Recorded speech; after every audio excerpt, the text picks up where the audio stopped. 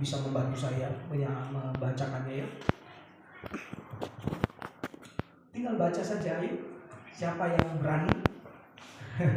Yohanes 4 ayat 23. Saatnya akan datang dan sudah tiba sekarang bahwa penyembah-penyembah benar akan menyembah Bapa dalam roh dan kebenaran. Amin. Saatnya akan datang dan sudah tiba sekarang bahwa penyembah-penyembah benar akan menyembah Bapa dalam roh dan kebenaran. Dan ayat ini merupakan rangkaian dari cerita percakapan Yesus dengan perempuan Samaria, saudara-saudara.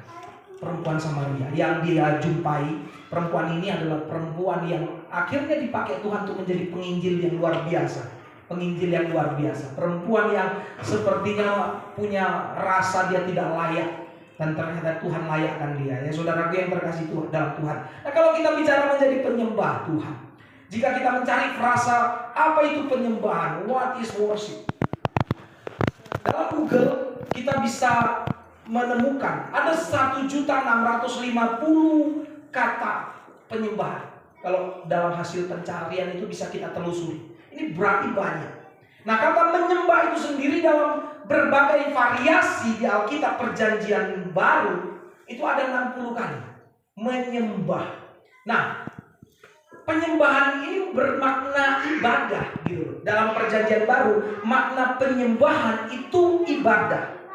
Penyembahan atau ibadah kita adalah upaya menunjukkan rasa hormat, upaya menunjukkan rasa kagum akan kasih Tuhan yang kita nyatakan melalui doa, melalui nyanyian, melalui ucapan syukur, mazmur, disempurnakan lewat kehidupan kita sehari-hari. Saya mau katakan begini. Jadi penyembahan ibadah kita ya, itu adalah ungkapan rasa syukur, rasa kagum kita kepada Tuhan yang begitu baik itu melalui doa, ucapan syukur, puji-pujian, mazmur, dan disempurnakan lewat kehidupan sehari-hari. Amin. Nah, ini maksudnya begini. Kalau kita mau beribadah, mau menyembah Tuhan, mau beribadah kepada Tuhan, nggak bisa tanpa ada doa, tanpa ada ucapan syukur, tanpa ada puji-pujian, tanpa ada mazmur. Nggak bisa. Itu harus satu paket. Dan kemudian disempurnakanlah ibadah kita itu dengan perilaku hidup sehari-hari, saudara. Tapi kalau kita hanya doa kita bagus, penyembahan atau pelayanan kita bagus, puji-pujian kita itu nggak ketinggalan, kemudian mazmur kita nyanyikan, haleluya, terpujilah Tuhan, hai jiwaku terpujilah Tuhan, kita lakukan, tapi ternyata kita tidak sempurnakan dengan kehidupan yang berkenan. Itu akhirnya kita hanya sebagai Kristen topeng atau Kristen badut. Kalau badut itu tampil kan, kalau tampil itu kan selalu bermake up. Saya ingat sekali di sini ada adik saya Pak Abai. Ketika dia kuliah di Malang, dia sambilan sebagai badut, ya kan? Sebagai badut untuk bisa survive dia badut. Tapi kalau badut nggak bisa cuma pakai topi terus pakai yang bulat merah ditaruh di hidungnya, enggak. Didandani, make up, terus kemudian pakai baju yang besar. Dulu nggak sebesar ini Bapak Abai, kurus, tapi dia harus pakai kayak bantal supaya terkesan menarik gitu. Nah, jadi kita jangan sampai jadi Kristen badut, saudara-saudara. Penyembahan kita, ibadah kita, kalau hanya cukup di gereja, maka kita nggak bisa menjadi penyembah yang sejati. Nah, saudara, sebagai orang Kristen, kita semua adalah penyembah Tuhan. Amin. Pertanyaannya, penyembah seperti apa kita? Penyembah seperti apa kita? Jika kita cermati istilah penyembah benar dalam ayat 23 ini, hal ini secara implisit menunjukkan ya adanya penyembah yang tidak benar. Coba kalau saudara lihat itu di ayat yang 23 kan, penyembah benar. Secara implisit itu menunjukkan adanya penyembah yang tidak benar atau penyembah yang palsu. Kenapa demikian? Saudara, seseorang bisa menjadi penyembah-penyembah yang tidak benar atau penyembah palsu dikarenakan dia tidak mengenal siapa yang dia sembah. Saudara dan saya bisa menjadi penyembah yang tidak benar ketika kita tidak tahu siapa yang kita sembah. Kita bisa jadi datang ke gereja ikut-ikutan tanpa pernah pengenalan kepada siapa kita menyembah. Bahkan banyak orang Kristen itu nggak tahu Yesus itu seperti apa. Yesus seperti apa. Dan mungkin dia punya pemahaman ada banyak jalan menuju Roma. Semua Tuhan itu baik, semua Tuhan sama. Nah saudara, kita bisa menjadi penyembah-penyembah yang tidak benar juga karena kita memiliki motivasi yang salah. Kita bisa datang beribadah, tapi dengan transaksi sama Tuhan. Kalau aku datang ibadah kepada Tuhan, aku pasti diberkati. Kalau aku memberikan persembahan kepada Tuhan, aku pasti diberkati. Kalau aku taat, aku pasti diberkati. Jadi kayak dagang sama Tuhan. Kita tidak menjadi penyembah yang benar kalau kita berbuat demikian. Motivasi kita sama. Oh Pak, berarti gak enak dong ibadah kalau gak diberkati. Itu bonus. Berkat Tuhan yang diberikan kepada saya dan saudara. Lewat makanan kita diberkati, minuman kita diberkati, kesehatan kita diberkati. Itu bonus dari ketaatan, kesetiaan seseorang beribadah atau menjadi penyembah Tuhan. Yang ketiga saudara, seseorang bisa menjadi penyembah-penyembah yang tidak benar atau penyembah palsu karena dia tidak terbiasa menyembah Tuhan. Tidak terbiasa menyembah Tuhan. Salah satu penyebab tidak terbiasa menyembah Tuhan adalah tidak terbiasa ke gereja. Salah satu penyebab kita tidak terbiasa menyembah Tuhan adalah kita sering datang dan pergi. Kadang datang, kadang pergi. Mungkin kita kadang ibadah di sini dengan cara ini, dengan cara yang berbeda di minggu kemudian, dengan cara yang berbeda di minggu kemudian. Akhirnya kita tidak terbiasa dengan cara yang seharusnya kita lakukan. Tidak ada yang salah dengan cara yang sana. Tidak ada yang salah. Saya tadi kemarin malam sudah dijelaskan kepada adik-adik mahasiswa kaum muda yang datang. Tidak ada yang salah dengan cara ibadah di sana, cara ibadah di sini. Tidak ada yang salah. Tidak ada yang salah. Nah, saudaraku, camkanlah. Allah kita bukan hanya menghendaki manusia menyembah Dia. Dengar baik, saya ulangi. Allah kita tidak hanya menghendaki manusia menyembah Dia, tetapi juga Dia menghendaki manusia menyembahnya dalam kebenaran. Dia tidak hanya menghendaki saudara dan saya menyembah Dia, tapi Dia mau kita menjadi penyembah dalam kebenaran. Pertanyaan kemudian adalah, mengapa kita harus menyembah Allah? Itu pertanyaannya. Ada dua, nanti kita akan coba lihat. Pertanyaannya adalah, mengapa kita harus menyembah Allah? Kenapa? Yang kedua, bagaimana kita bisa menyembah Allah dengan benar? Karena ada orang yang menyembah Allah dengan tidak benar. Saudara, kita akan coba ulas kedua hal ini sebagai bekal rohani dalam perjalanan hidup kita sebagai anak Tuhan, supaya kita bisa bertumbuh. Saya katakan tadi, manusia batinia kita semakin diubahkan sesuai dengan isi hati Tuhan dan kehendak Tuhan. Mengapa kita menyembah Tuhan? Menyembah Allah akan menarik perhatian Tuhan. Menyembah Tuhan, saya ulangi, akan menarik perhatian Tuhan atas hidup kita. Pergumulan kita dan akhirnya membuat belas kasihan Tuhan itu ada pada kita ketika kita menyembah Dia. Menyembah itu menunjukkan posisi, saudara. Menyembah itu menunjukkan posisi. Kalau kita lihat latar belakang, ya zaman dulu orang menyembah raja itu tidak mungkin berdiri. Tidak ada menyembah itu berdiri. Selalu berlutut, selalu sujud.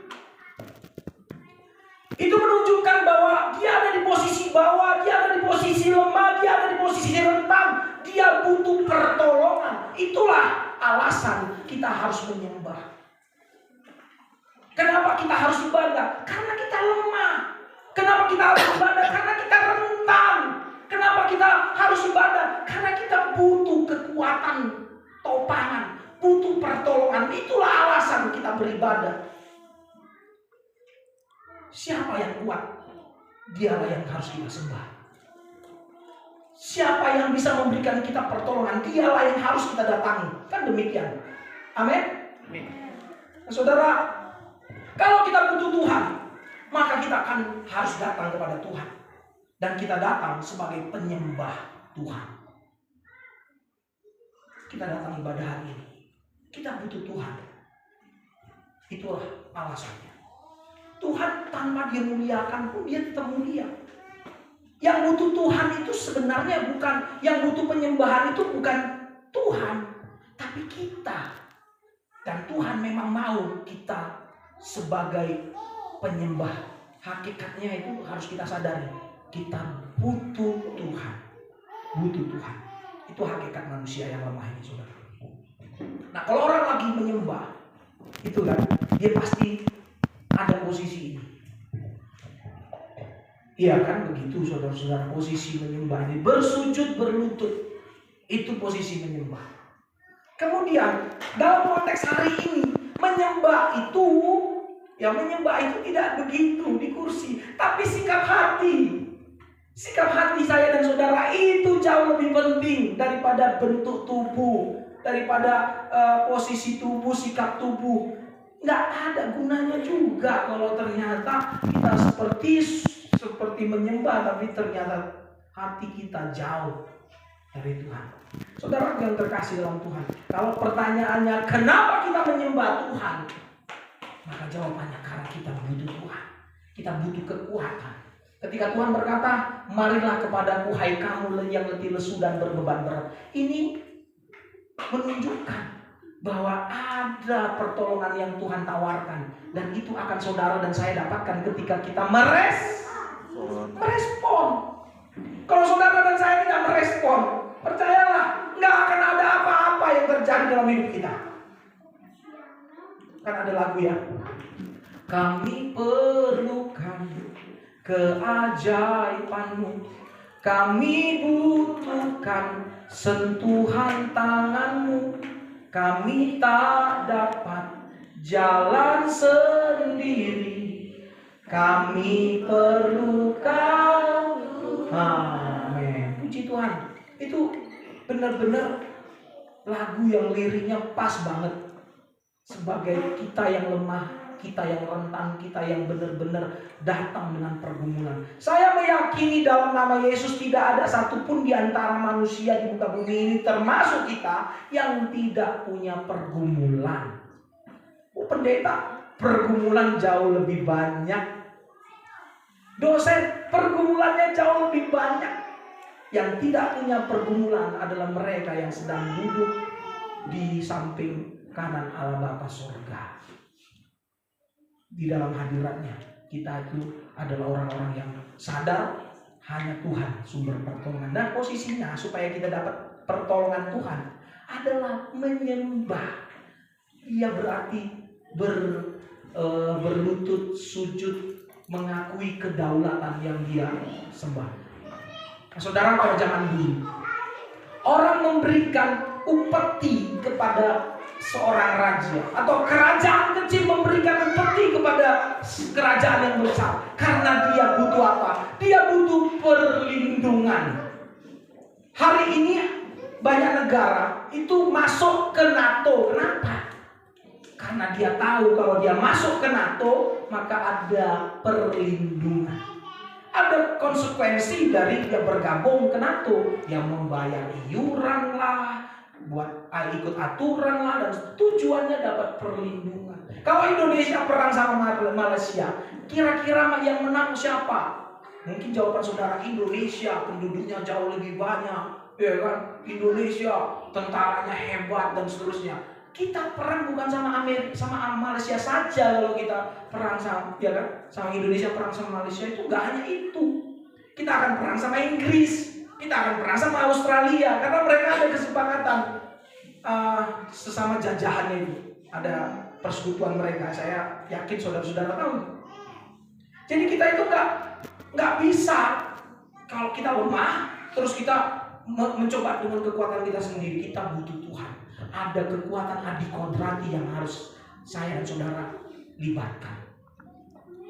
Percayalah saudara, manusia mengecewakan. Saya sudah banyak ngalami. Saya yakin saudara sudah punya pengalaman itu. Andalkan manusia, kecewa saudara, kecewa. Siapa yang punya jabatan tinggi, punya kekuasaan tinggi, kecewa.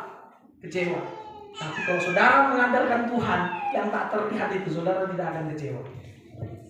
Semakin kenal saudara dengan Tuhan, saudara tidak akan kecewa. Semakin tidak kenal saudara dengan Tuhan saudara, maka saudara akan cepat kecewa. Saya sudah pernah contohkan itu. Saya sudah pernah contohkan bagaimana saya ditolak sama itu saya. 1-2 kali tak pernah kecewa saya, karena saya kenal. Biasa ditolak. Tapi ketika saya ditolak sama saudara saya yang gak saya kenal, 1 kali penolakan, langsung saya tidak pernah lagi hubungi dia. Wow.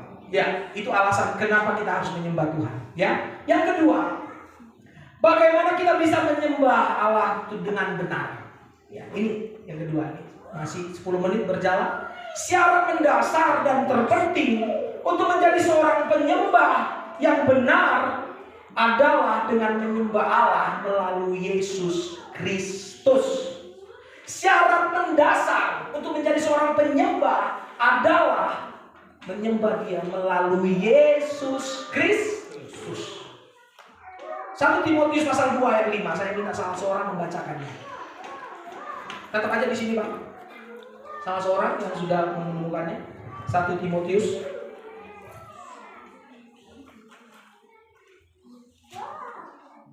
yang sudah dapat katakan amin. Ayat 5. Oh, belum ada? Saya akan bacakan. 1 Timotius 2 ayat 5 dikatakan ini. Karena Allah itu Esa, dan Esa pula Dia yang menjadi pengantara antara Allah dan manusia, yaitu manusia Kristus Yesus. Jadi pengantara. Kita tak bisa menyembah Allah dengan benar. 1 Timotius 2 ayat 5. Sudah dapat, Bu? Kayaknya ada. Kok belum dapat ya? Mungkin kayak tadi ada beberapa ibu yang kok belum dapat ya? Kok pindah ya? 1 Timotius pasal 2 ayat 5. Jadi kita bisa menyembah Allah dengan benar melalui Yesus Kristus. Zaman dulu Musa mengidentifikasi Allah. Musa itu mengidentifikasi Allah. Allah yang tak terlihat itu dalam wujud apa? Wujud semak belukar, berapi, kemudian mengeluarkan suara atau bersuara. Musa, ya kan? Aku adalah aku. Siapa engkau? I am. Aku. Siapa kau? Aku. Belum teridentifikasi, saudara. Itu bisa saudara baca dalam Keluaran. Kemudian para nabi mengidentifikasi Allah yang tak terlihat itu dalam perwujudan para malaikat. Yosua pun halnya sama. Ketika dia mau berjumpa Allah lewat malaikat Tuhan. Saudaraku yang terkasih dalam Tuhan, hari ini kita menyembah Allah melalui Yesus Kristus. Kita identifikasi Allah itu melalui Yesus. Maka kita bilang Yesus itu siapa? Tuhan. Oh, kok dia bisa Tuhan? Pokoknya Yesus Tuhan. Dia pantas untuk menjadi pusat penyembahan setiap kita. Dan kehadiran kita sepakat di tempat ini menyembah Yesus. Hanya Yesus. Pujaanku, gitu ya. Hanya Yesus. Kekasihku, ya. Nah, hanya Yesus, tidak ada yang lain. Kita menyembah Allah melalui Yesus. Kalau kita mau menjadi penyembah yang benar, maka kita menyembah Allah melalui Yesus Kristus. Amin. Jangan yang lain. Bukan nabi, bukan malaikat Gabriel, malaikat Mikael, apalagi malaikat Lucifer. Bukan. Nah, saudara, menyembah Allah dalam roh dan kebenaran. Roh yang dimaksud roh kecil. Kalau saudara lihat, nanti cek di terjemahan. Roh itu bicara spirit. Roh yang dimaksud bicara tentang sukma. Bicara tentang semangat. Kalau saudara mau menjadi menjadi penyembah yang benar, maka tidak bisa tanpa semangat, tidak bisa tanpa antusias. Datang ke gereja tapi tak semangat, datang ke gereja tak antusias, maka saudara pastilah tidak akan bisa menyembah Allah dengan benar. Menjadi penyembah Allah yang dengan benar harus menyembah Dia dengan roh. Roh yang dimaksud adalah spirit saudara. Spirit saudara, antusiasme, semangat saudara menyembah Dia, memuji Tuhan. Maka memang sangat menentukan sekali pujian-pujian, penyembahan-penyembahan. Pemimpin pujian ini bisa menjadi kategori sentral dari sebuah proses ibadah. Pemimpin pujian. Jadi dia pengaruhnya sangat luar biasa. Lucifer itu juga pemimpin pujian, saudara-saudara. Malaikat yang bisa memimpin. Tapi hati-hati juga pemimpin pujian. Ketika saudara memimpin pujian, kemudian saudara dapat pujian, itu cobaan yang luar biasa. Itu ujian. Pemimpin pujian dapat pujian, itu ujian. Itu semua aneh ujian. Pemimpin pujian dapat pujian, itu ujian. Jadi mari saudara menyembah dengan benar harus dalam roh. Yang kedua, dalam kebenaran. Kebenaran bicara tentang perilaku hidup yang diubahkan. Saudara bisa memuji Tuhan bagus, semangat di gereja, sukacita luar biasa ketika masuk ke gereja, shalom, semua saudara salam, kemudian antusias saudara. Tetapi kehidupan saudara bertolak belakang dengan kebenaran firman Tuhan di luar sana. Saudara tidak menjadi penyembah yang benar. Menyembah dengan roh dan kebenaran berarti perilaku hidup saudara dan saya harus sesuai, selaras dengan firman Tuhan. Amin. Ini berat. Ini beratnya. Keputusan saudara untuk menjadi penyembah walaupun situasi yang saudara alami tidak mengenakan. Tidak mengenakan. Seperti Ibu Pendeta Rita Simanungkalit. Wow, luar biasa, tidak mengenakan. Pernah gak dia berpikir untuk mundur? Pernah dia sampaikan. Mundur pernah. Tapi dia butuh dukungan, dan dukungan itu akhirnya ternyata membangkitkan semangatnya. Saya yakin dan percaya saudara, setiap kita pun pernah mengalami itu. Masalah datang sini berganti, sudah ngantri tidak pernah berhenti, membuat saudara dan saya akhirnya berpikir capek aku. Jangankan saudara, saya pun pernah mengalami capek. Masalahnya banyak kali. Enggak ku minta datang dia, enggak kuat datang dia.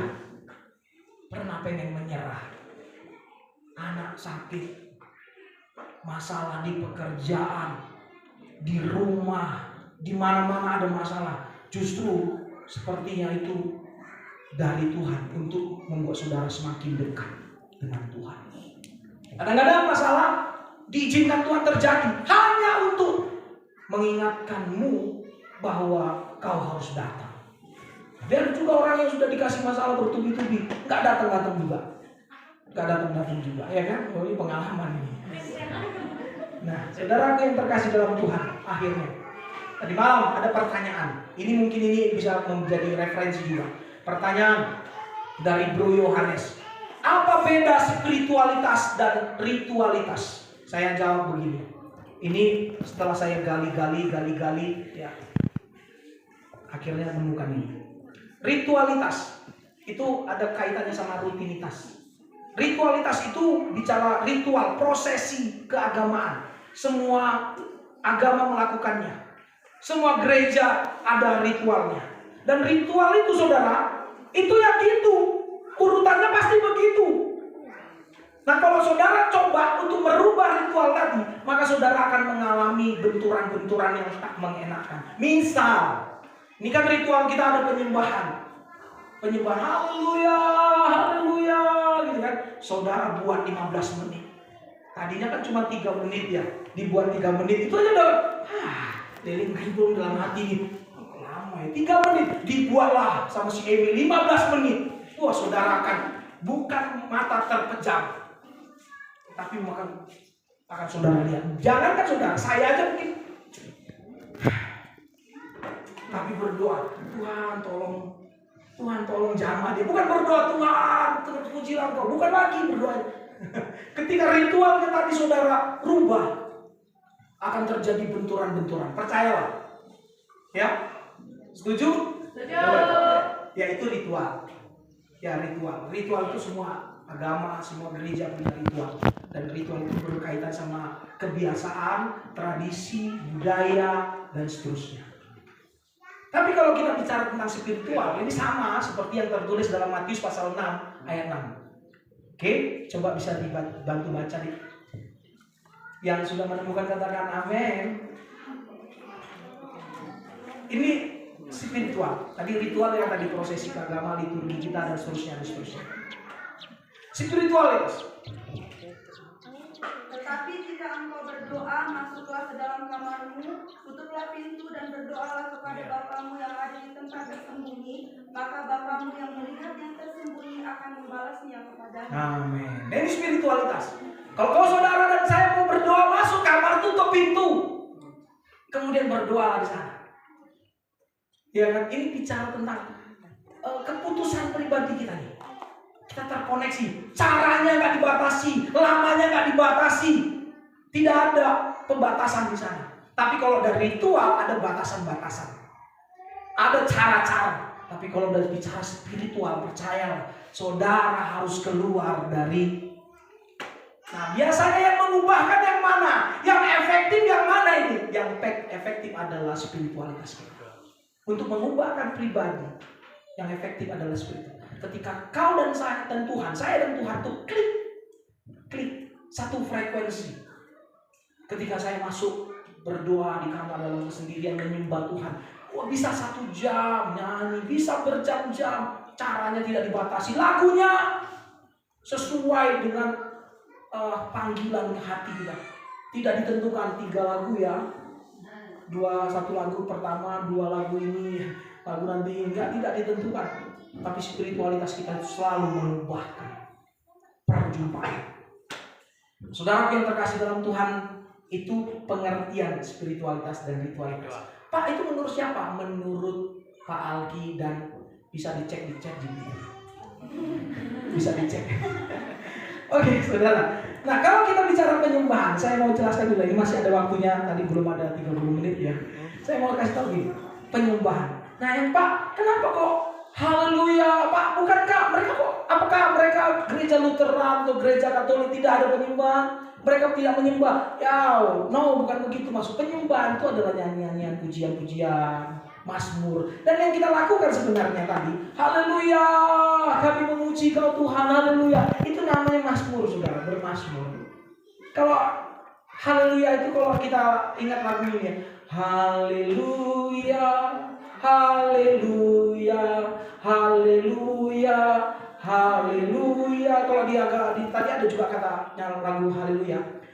Ya, terus kemudian haleluya, haleluya, haleluya. Itu kan karena dipatenkan nadanya.